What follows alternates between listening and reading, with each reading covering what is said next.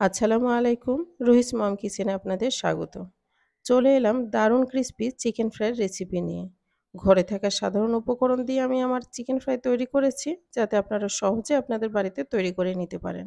আর এভাবে যদি একবার তৈরি করেন, তাহলে বাইরে থেকে আর কখনো চিকেন ফ্রাই কিনে আনতে হবে না। আশা করি আমার রেসিপিটি আপনাদের ভালো লাগবে। তো চলুন তৈরি করে নেই। আমি একটা বোলে কিছুটা মাংস নিয়েছি, তাতে দিয়ে দিচ্ছি একটা ডিম, স্বাদমতো লবণ, হাফ চা চামচ হলুদের গুঁড়া, হাফ চা চামচ জিরার গুঁড়া, হাফ চা চামচ ধনিয়ার গুঁড়া, হাফ চা চামচ লাল মরিচের গুঁড়া, ১ চা চামচ রসুন বাটা, ১ চা চামচ আদা বাটা, ১ চা চামচ সয়া সস, ১ চা চামচ টমেটো সস, ১.৫ চা চামচ লেবুর রস। এখন মশলাগুলো দিয়ে মাংসটাকে ভালো করে মাখিয়ে নিতে হবে। আমি এখানে হাড় সহ এবং হাড় ছাড়া ২ রকম মাংসই ব্যবহার করেছি।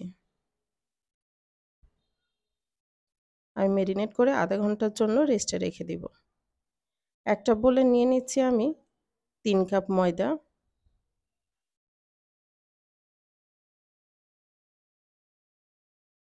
স্বাদমতো লবণ, হাফ চা চামচ লাল মরিচের গুঁড়া।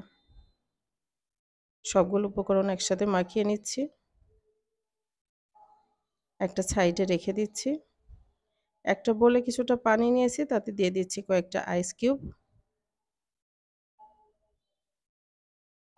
এটাও একটা সাইডে রেখে দিচ্ছি। এখন এক টুকরা মাংসকে ময়দার মধ্যে নিচ্ছি এবং আলতো হাতে ঘুরিয়ে ফিরিয়ে ময়দায় কোট করে নেব। মাংসটাকে খুব জোরে চাপ দেওয়া যাবে না, আলতো হাতে চাপ দিতে হবে, কিন্তু মাংসটাকে ঘুরিয়ে ফিরে কোট করে নিতে হবে। এতে করে ময়দার সুন্দর একটা লেয়ার তৈরি হবে।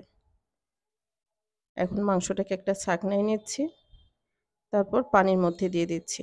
১ থেকে ১০ গুনতে যতটুকু সময় লাগে, ততটুকু সময় আমি পানির মধ্যে রেখে দিব। উঠিয়ে নিচ্ছি, আবারও ময়দার মধ্যে দিয়ে দিচ্ছি। আবারও আলতো হাতে মাংসটাকে এভাবে কোট করে নিব।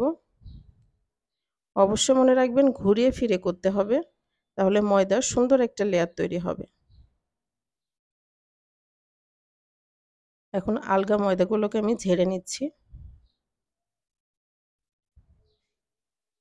এবং তেলের মধ্যে আমি এভাবে ছেড়ে দিব। চুলায় আগে থেকে আমি তেল গরম করতে রেখেছি, তার মধ্যে একটা একটা করে আমি ছেড়ে দিচ্ছি। এ পর্যায়ে চুলার জালটাকে হাই হিটে রাখতে হবে এবং যতক্ষণ না পর্যন্ত ময়দার এই কোটটা শক্ত হচ্ছে, ততক্ষণ পর্যন্ত হাই হিটে থাকবে। যখন শক্ত হয়ে যাবে, তখন চুলার জালটাকে কমিয়ে দিতে হবে।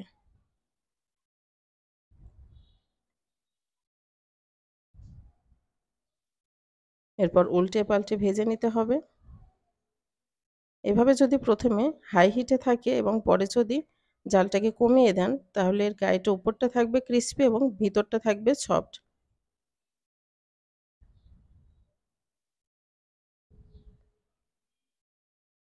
মাশাআল্লাহ, কত সুন্দর একটা কালার চলে আসছে। আমি এভাবে উল্টে পাল্টে ভেজে নিব।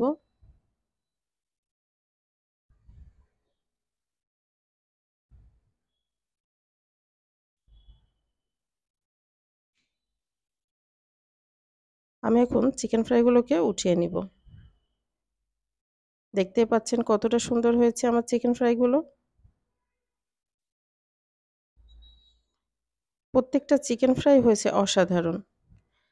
দেখতেই বুঝতে পারছেন এটা ঠিক কতটা ক্রিস্পি হয়েছে।